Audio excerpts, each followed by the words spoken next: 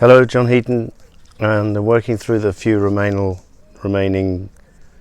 vinyl copies of solo albums which I haven't got around to reviewing.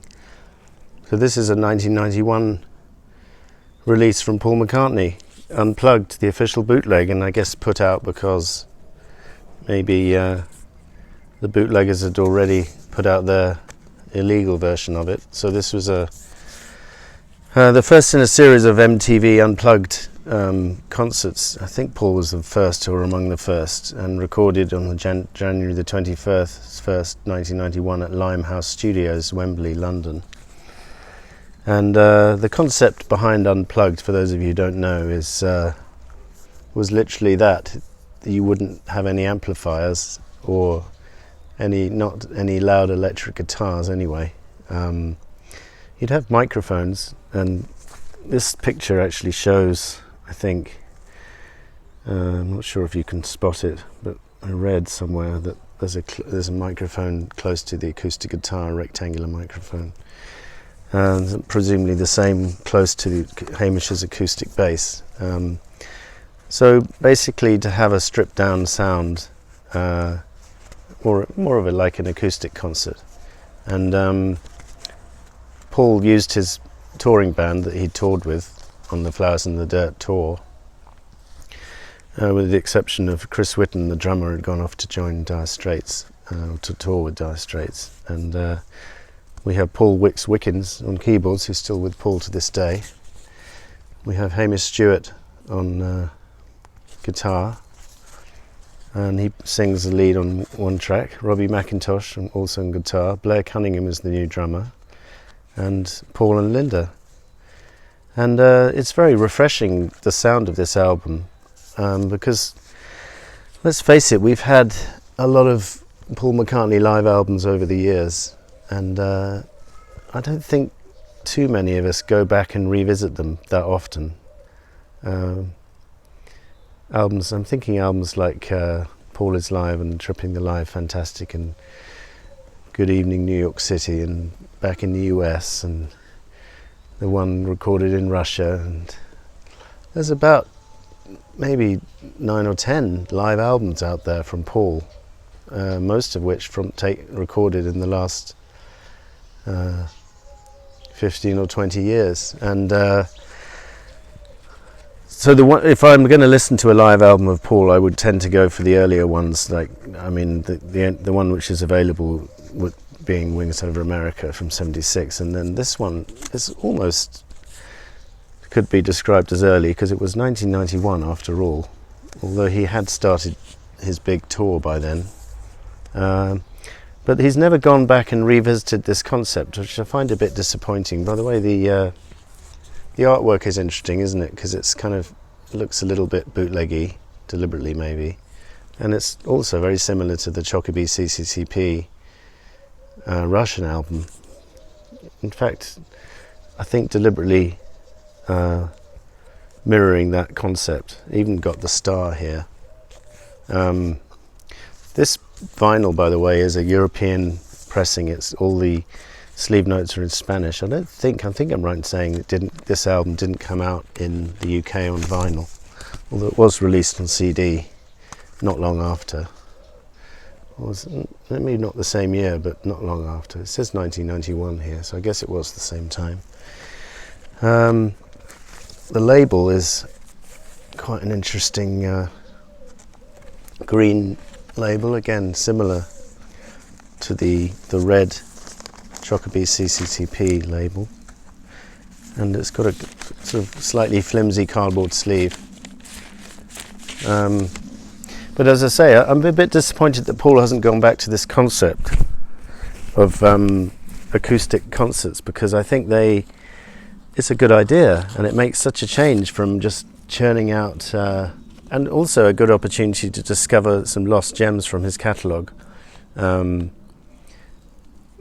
that I mind some of the track selection, but obviously in the last 10, 15 years, the number of new tracks that he's picked from his solo catalogue has been very few and far between. I think Temporary Secretary comes to mind. But on this album, just talk purely in terms of track selection first, he's gone and picked 3 tracks from the McCartney album, Every Night, Junk, and That Would Be Something. And he's gone back to the first song he ever wrote, I Lost My Little Girl. And most of the other tracks are kind of maybe obvious, but he at least has gone back and explored some of the hidden nuggets within his catalogue. And I think listening to this album today, as I was before preparing this review, it gets a really nice pared back sound, and some of the songs work really well with this unplugged feel. So it opens with Bebopaloola, and which is interesting because John Lennon's rock and roll album opens with Bebopaloola.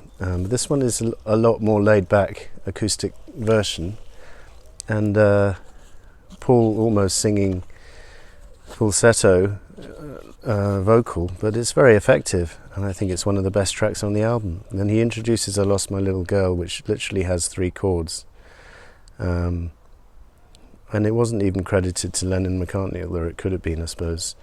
It's credited here to just McCartney, because I think they were embarrassed by the words. Her hair didn't always curl, rhyming with I lost my little girl. So slightly cringy words, but you know, interesting to hear that Paul's got to start somewhere, and he was only 14 at the time, so I can forgive him the odd crass lyric like that, as he was finding his feet. Then we continue with Here, There and Everywhere, and it's an effective version, done very tastefully and nicely, and actually more memorably than Paul had done on Broad Street 7 years earlier, in my opinion. And then the second of the covers is Blue Moon of Kentucky, which I think is a good choice for a cover here. I think some of the covers don't work so well, but this one, the kind of country feel of the song, and it just cries out for acoustic guitars and, you know, light percussion. I think it's really effective, and you see Paul and George and Ringo performing this on one of the bonus discs for the anthology. So it's obviously a song which they all loved, and goes back to their childhood. Then next comes We Can Work It Out, which is an interesting choice, and he does it pretty well. Again, a song which some songs probably maybe wouldn't work if you paired them back to an acoustic setting, but this one is virtually an acoustic song to begin with, so I think it's an obvious choice, and he does it well. Just thinking, for example, I don't think you could take a song like Birthday or Helter Skelter and do those in an acoustic setting. That was my point. San Francisco Bay Blues is just one of Paul's best cover versions ever. Another glorious foot stomper country-ish song.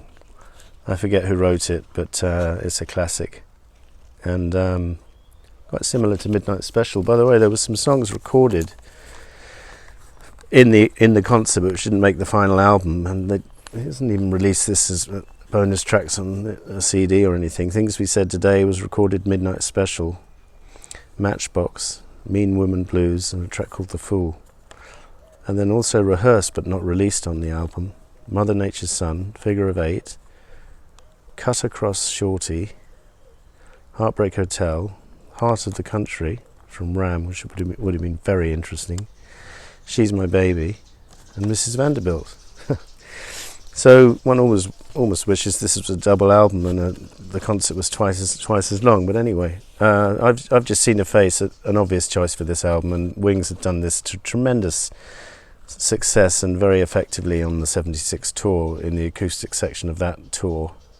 It's just an all-time classic. Every Night from the McCartney album is one of my favourite tracks of all time from McCartney, period. And they take this track and they slow it down, they make it even more beautiful if that's possible, and it's just an all-time classic and one of the highlights of this album and any album in which it appears. By the way, I don't agree with the people who said that his version on the McCartney album was sort of not well thought out and half finished. I think it's beautiful, perfect actually. She's a Woman was a surprising choice, and works extremely well. It just goes to show the strength of the underlying song. Simple chord changes, And obviously the Beatles B-side was driven by John's rhythm guitar, electric rhythm guitar, but here it's just an acoustic number, and it works brilliantly. It's again one of the best tracks on the album.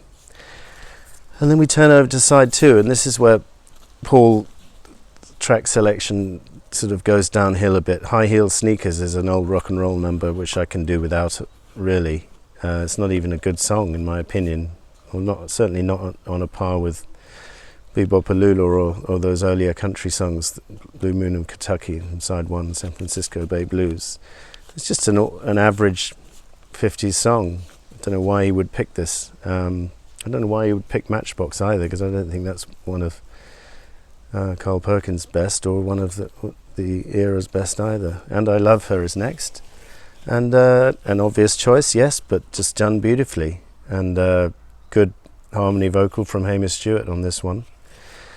And the thing about listening to this album is you can really hear the musicianship, and they are a fine band, and they'd had the benefit of touring for the best part of a year, for just over a year by the time they did this concert, and you can tell that they know each other pretty well musically, and they can gel well together and create a good sound. Then we have That Would Be Something, which on the face of it is an inspired choice for an acoustic album, but I have one problem with it, that the original, which is one of my top 3 tracks on that album, the McCartney album, that track is made by the bass playing, the bass line, Paul's bass line, which is nowhere to be seen in this version. Paul's not even playing bass. Hamish is playing bass on that track, I think, and he's just playing the minimum notes. He's not doing any of the bass lines which are so memorable from the McCartney album. So this song goes from being a classic to being a bit of a mundane, boring number, in my opinion, and I hate to say that, I really do, but someone should have anyway, it is what it is. Without the bass, it's severely lacking, in my opinion. Blackbird is next, and there's a joke in the album about some girl backstage thinking it was called Blackboard, and they have a laugh. And also Paul says something like, "Are you having a good time?" And everyone cheers, and he goes, "As if you would say not." And so it's got a good light-hearted banter between Paul and the audience, which is true of the bigger concerts and gigs he does, but it's more of an intimate atmosphere here, one feels. And talking of which, I don't believe I've seen this concert released on DVD, which is strange. Maybe you can get it, a bootleg version of it, but I don't recall. I think it was shown on TV at the time, on MTV, but I don't think it's been released commercially, which is strange. After Blackbird, which is done very well, Ain't No Sunshine, Paul takes to the drums and plays drums for this track, and Hamish sings the lead, and it's okay, but probably one of the weaker ones on the album. Good, and then Good Rocking Tonight. It's another 50s rocker, and I can do without it, really. Singing the blues, same thing. It's a nice song.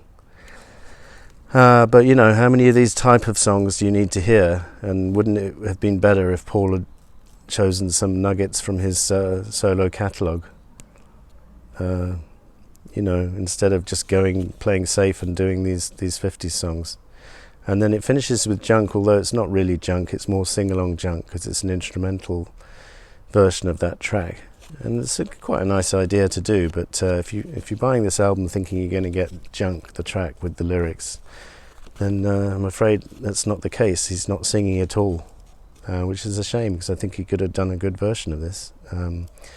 So side 2, a little bit uneven because of some of the track selection, but the highlights of this album for me, Blue Moon of Kentucky, San Francisco Bay Blues, and She's a Woman as a revelation. I think those are my 3 favourite tracks, and then I've Just Seen a Face, of course, works extremely well in this context. So I think Paul should do more of this kind of stuff, and thank you for watching. See you next time.